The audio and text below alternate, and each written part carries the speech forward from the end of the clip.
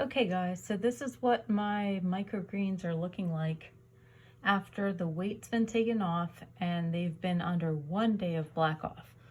So the black oil sunflower, as you can see, a worm has escaped from my worm farm, is looking good. There's a little bit of mold, which I'm not surprised because sunflowers also tend to get moldy. That'll probably die off. If you want to cut it off, just add some hydrogen peroxide to your mister and that'll just kill it off. It's really not a big deal though, but that's what it looks like after 3 days of wait and 1 day of blackout. Here's the arugula. That's actually looking perfect. You can see it's yellow. It's not yet green, but it will become a green once it's exposed to the lights. But this is 3 days of wait and 1 day of blackout.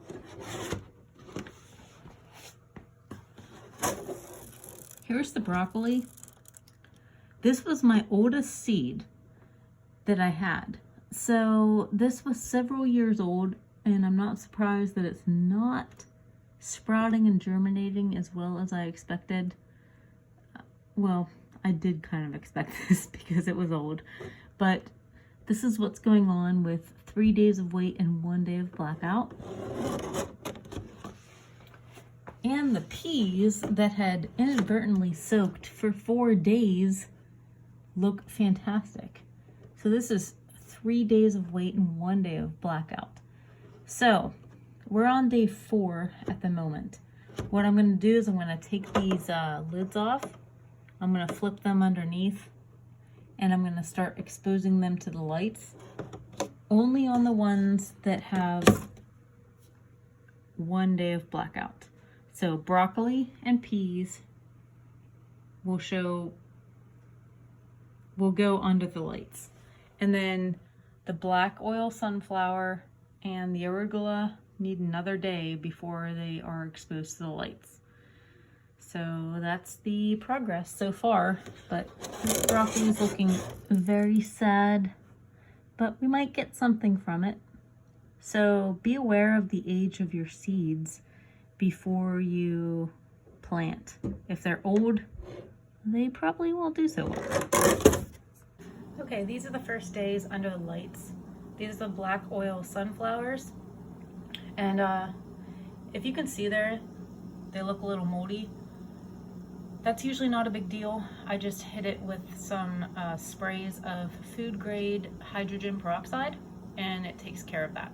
But the black oil sunflower seeds tend to do that, and I think it's because of the pre-soaking and how much moisture the shells absorb when you're soaking them. So I usually see that, but I can usually get rid of that mold, like I said, with food grade hydrogen peroxide. This is the arugula. So this is the first full day under lights. Here's my failure crop. This is broccoli. This is the second day under lights. And obviously most of those seeds didn't germinate. I'm really not surprised because they were my oldest seeds. I think they were about 3 or 4 years old. So that's gonna happen sometime. So it looks like I need to get some new broccoli seeds. And these are the peas. This is the second day under the lights and they're looking pretty good. Okay guys, this is day 11 of the microgreens. Now, these are the sunflower seeds, and some of them are starting to get true leaves, so I'm going to go ahead and harvest these. As you can see, some of them still have the shell of the seed stuck to it. You can just manually pull those off. That just happens sometimes. But these are ready to be harvested. I can see, though, I had quite a bit of failures, and these were some older seeds, so that's something to keep in mind. These ones were my newest seeds, and as you can see, these are arugula. They are extremely dense and look perfect. These are also ready to harvest, and all you do when you harvest them is you just grab a bunch, cut them off real close to the bottom. So you don't want to uproot them, you just want to cut them off close to the soil. These were broccolis. I'm going to go ahead and harvest these as well, but these were also old seeds, and you can see a ton of them that didn't germinate. It's still worth it to use your seeds, but keep in mind if it's 2 to 3 years old, you might have issues. So I was a little disappointed in those, but now I know, and I'm going to be using up the rest, and just whatever I get, I get. And these are the peas. These are also ready to go. And since I soaked, these aren't as dense as they usually are, and they also are a couple years old. But since I soaked them accidentally for about 4 days, I'm impressed with how much I got from them, because I was worried that they would just get all moldy.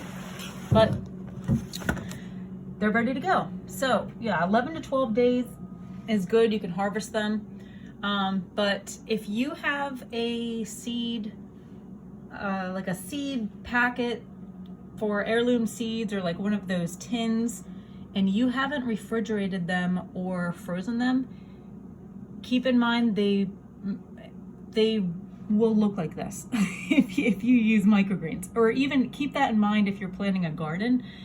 Don't be concerned if you only get maybe a 25 to 50% germination rate if they're that old. So you always want to be replenishing your seeds if you're not refrigerating them or freezing them. And I don't refrigerate or freeze any of my microgreen seeds, only my seeds that I keep for the garden. So hopefully that helps. Now this is the entire setup of my grow lights. Actually, I'm going to turn on an overhead light here. I've got all kinds of stuff going on and it's a mess. Pretty soon all of these shelves are going to be packed, and I have more shelves that I'm going to be growing things on indoors. But I've got lettuces here. These are all hydroponic lettuces of various, this one's looking really good. But all I do with this is when it gets to be about that size, that one right there, I just lift it up, I cut it, and it keeps growing back. So these ones I just cut a few days ago, so they're small. The ones that are smaller I've recently harvested, but that one's ready to harvest right now. And it'll just keep coming back for months. And all you have to do is make sure you have enough liquid, hydroponic liquid in there. I don't know if you can see that. And you're good to go. These right here are some peppers I have that desperately need to be transplanted, but I'm trying to wait for a good transplanting day. Right here I've got some various things, and some of those aren't coming up because they've been in there for a long time. These are some miniature tomato plants that I'm going to be keeping inside under the lights. And as you can see, it's kind of a storage area right now because I don't have a lot going on. But I keep all of my fertilizers and things like that up here. A bunch of equipment right here. And all it is one of these 4 feet wide by about 24 inches deep shelving units. And then these LED lights are zip tied to the top of each, and I only have 3 on each. And then I have some of these PC fans that are going to provide some ventilation, and I only have them on one side, but it's plenty. Oh, I have them on 2 sides, right on down here, I guess, and down here. But over here I only have 1 and 1. So anyway, that's my setup, and I have other things similar to this that I set up, especially when I'm going to be starting all of my starts for the garden. This is going to be packed full, and I'm going to probably stop with the lettuces and do those outside in a little mini greenhouse I have. And I'll probably stop with the microgreens in the summer, or not even summer, in the spring when I start all of my plants for the garden. I kind of back off of the microgreens, but I might do some outdoors this year and use it as supplemental chicken feed. So that's what I do indoors. It's really easy, really simple setup, and it doesn't use much electricity at all. All right, guys, well, hope you enjoyed this. Talk to you later.